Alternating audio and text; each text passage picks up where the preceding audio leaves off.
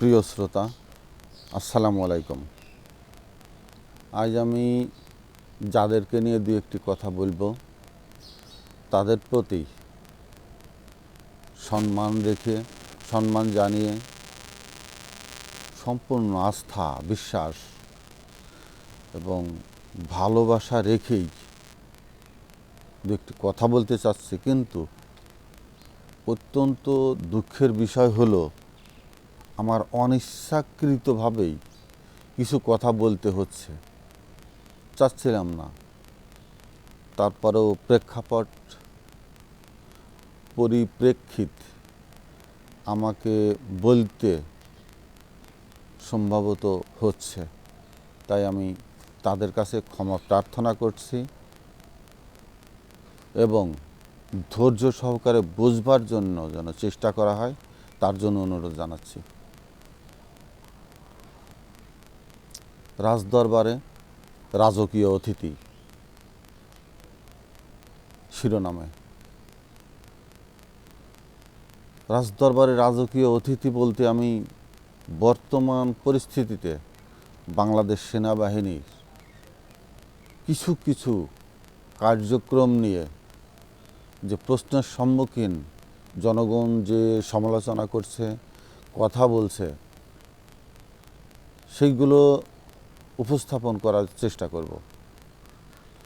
বাংলাদেশ সেনাবাহিনী একটি ঐতিহ্যবাহী সেনাবাহিনী, যারা ইতিমধ্যে মিশনে সারা বিশ্বে তাদের দক্ষতা, কর্মদক্ষতা, স্পৃহা, তাদের ইন্টেলিজেন্সি, তাদের জেনেভা কনভেনশনাল লয়ের আওতায় থেকে অপারেশনাল ম্যানুয়াল আন্তর্জাতিকভাবে তাদের দৃষ্টি কেড়েছে। এছাড়াও দেশের অভ্যন্তরে প্রাকৃতিক দুর্যোগ, মানব ঘটিত দুর্যোগ, বন্যা, শিডর, যে কোনো মুহূর্তে জনগণের পাশে দাঁড়িয়ে, কাঁধে কাঁধ মিলিয়ে তাদের পাশে দাঁড়িয়ে বাংলাদেশের সাধারণ মানুষের মনের মধ্যে, বুকের মধ্যে ভালোবাসার জায়গায় মাথার মুকুট হয়ে নিজেদেরকে তৈরি করেছে এবং জনগণও তাদেরকে অত্যন্ত সম্মানের স্থান দেয়। 1971 সালে স্বাধীনতার পর যখন সেনাবাহিনী রাস্তায়, যুদ্ধক্ষেত্র থেকে, রণাঙ্গন থেকে রাস্তায় ফিরে আসে এবং ক্যান্টনমেন্টমুখী হয়, জনগণ ঢাকাতে তো অবশ্যই, সারা দেশেই তাদেরকে কীভাবে স্বতঃস্ফূর্তভাবে ফুলের মালা, তাদের করমর্দন, তাদের বুক পেতে দিয়ে যে অভ্যর্থনা জানিয়েছিল, যারা তৎকালীন সময় সচক্ষে দেখেছেন তারা ভোলে নাই। আর সদ্য সংগঠিত 5ই আগস্টে কীভাবে স্বতঃস্ফূর্তভাবে এই বিপ্লবী জনতা, বিপ্লবী ছাত্র, স্বাধীনতাকামী, মুক্তিকামী মানুষের ঢল সেনাবাহিনীকে কীভাবে অভ্যর্থনা জানিয়েছে, আমি তো ভুলব না, কেউ ভুলবে বলে আমি বিশ্বাস করি না, মনে করি না। কিন্তু সেই বিশ্বাসের কিছুটা অভাব অনুভূত হচ্ছে।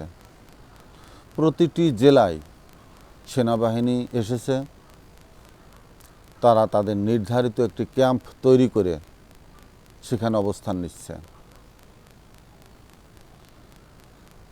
অপারেশনাল কি হচ্ছে সবাই জানে, মিটিংয়ের ভিতরেই সীমাবদ্ধ আমি দেখতে পাচ্ছি। ডিসি সাহেবদের নিয়ে, স্থানীয় প্রশাসন নিয়ে মিটিংগুলো হচ্ছে। আপনারা লক্ষ্য করেছেন বাইতুল মোকাররমের খতিব রুহুল আমিন সাহেব অত্যন্ত দাম্ভিকতার সহিত ফিরে এসেছেন।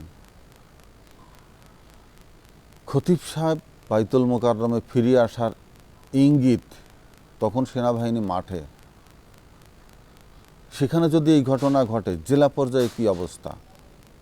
যেসব দুর্নীতিবাজ, অস্ত্রধারী যারা কোমরে অস্ত্র নিয়ে প্রদর্শন করে ঘুরে বেরিয়েছিল, 2-4 দিনে গা ঢাকা দেওয়ার পরে সেনাবাহিনী ক্যাম্পে আসলে তারা আবার নিজ নিজ স্থানে ফিরে এসেছে। এখন একজন অস্ত্রধারী সে কি কোমরে অস্ত্র গুজে জামা উঁচু করে ক্যাম্পের সামনে দিয়ে ঘুরে বেড়াবে যে আমি অস্ত্রধারী, আমাকে ধরো, আমি দুর্নীতিবাজ, আমাকে ধরো, আমি সন্ত্রাস পোষণ করি, সন্ত্রাস আমার মধ্যে ধারণ করি, সন্ত্রাসীভাবেই আমি চলি এবং এভাবে চলে আসছি, আমাকে অ্যারেস্ট করো? কিন্তু ক্যান্টনমেন্ট থেকে যারা আসছে তারাও তো জানে না কারা সন্ত্রাসী, কার কাছে অস্ত্র আছে, কারা অস্ত্র ব্যবহার করেছে। তারা defendable, DGFI, NSI, DB, DSP. Police এখনও সংগঠিত হয়নি, কিন্তু যারা এসেছে তাদের দপ্তরে সংরক্ষিত নথি আছে, অস্ত্রধারীদের নাম থাকার কথা। আর যদি সেটা পুলিশ নিয়ে চলে যায়, সরিয়ে ফেলে, কিন্তু সেনাবাহিনীর নিজস্ব ফোর্স বাহিনী আছে, সিকিউরিটি বাহিনী আছে, ইন্টেলিজেন্স ব্রাঞ্চ আছে, ডিজিএফআই, এফআই। বিগত দিনগুলোতেও সেনাবাহিনী যখন আসছে তারা তাদের অ্যাপ্লয়মেন্ট সিকিউরিটি ব্রাঞ্চের লোক দিয়েই তথ্য সংগ্রহ করেছে, তাদের মাধ্যমে সোর্স তৈরি করে সঠিকভাবেই কাজগুলো করে গেছে। কিন্তু আমার কথা হলো, আমার কথা নয়, যারা প্রসঙ্গগুলো নিয়ে আলোচনা সমালোচনা করছে তাদের কথাই। আমিও খোঁজ নিয়ে দেখেছি 5ই আগস্টের পর বা পূর্বে যে সমস্ত এফআই, ডিজিএফআই এমপ্লয়মেন্টে ছিল তারাই রয়ে গেছে, এখনও তারাই ফিল্ডে কাজ করছে। তারা তো তার পাশেই অস্ত্র নিয়ে বসে থাকতো, তারা তো ওই লিস্ট দেবে না। আমি আপনাদের দৃষ্টি আকর্ষণ করে বলছি, বিগত সরকারের আমলে ক্ষুদ্রতম ওই ল্যাট্রিন আছে না, গণল্যাট্রিনও যখন ইজারা দেওয়া হয়েছে বা রাত্রিকালীন প্রহরী নিয়ে দেওয়া হয়েছে, তার আদ্য পান্ত সমস্ত কিছু বায়োডাটা সংগ্রহ করে তার 14 গোষ্ঠী আমলিক কিনা সেটা তদন্ত করে ওকে রিপোর্ট হয়ে এমপির সুপারিশ লাগতো, তার চেয়ারম্যানের সুপারিশ লাগতো, উপজেলা চেয়ারম্যানের সুপারিশ লাগতো, দলীয় সভাপতির সুপারিশ লাগতো, সমস্ত কিছু হওয়ার পরে নিয়োগ হতো। তাহলে চিন্তা করে দেখেন, এফআই, ডিজিএফআই, এনএসআই নিয়োগে কতটা নিখুঁতভাবে পরীক্ষা নিরীক্ষা চালিয়ে তাদেরকে নির্বাচিত করে এইসব দায়িত্বে নিয়োজিত হয়েছে।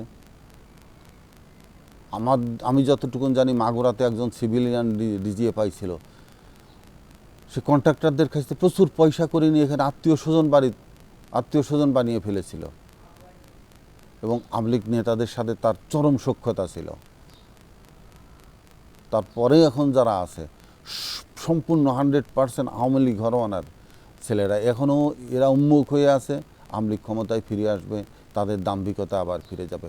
এই ছেলে আপনার কাছে ক্যাম্পে অবস্থানরত কর্মকর্তাদের দৃষ্টি আকর্ষণ করে বলছি, এই ছেলে কি আওয়ামী লীগের কার কাছে অস্ত্র, কে দুর্নীতিবাজ, কে সন্ত্রাসী ছিল, আপনাদের কাছে সেই লিস্ট দেবে না তো?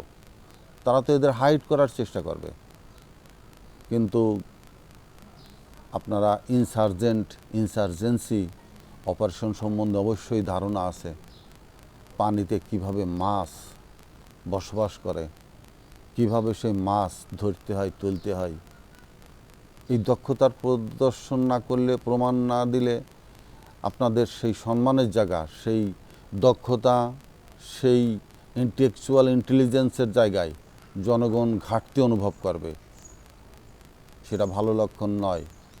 আপনারা যদি আপনাদের বুদ্ধিমত্তা দিয়ে এই অপারেশনগুলো না করতে পারেন এবং কি ঘটতে যাচ্ছে, কাদের মাধ্যমে ঘটতে যাচ্ছে এই তথ্য সংগ্রহ করতে যদি ব্যর্থ হন, রাঙামাটি খাগড়াছড়ির মতো, খতিব সাহেবের মতো হুট করে দুর্ঘটনা ঘটে যাবে এবং আপনাদের উপস্থিতিতে দুর্ঘটনা মানেই কত বড় সংকেত, কত বড় সিগন্যাল অনুভূত হয় সেটা পাবলিক লাইনে না আসলে বোঝা কষ্ট। আমি বিনীতভাবে অনুরোধ জানাবো, আপনারা অতি দ্রুত আপনাদের সিকিউরিটি ব্রাঞ্চ পরিবর্তন করুন, অথবা নিজের ক্যাম্পের থেকে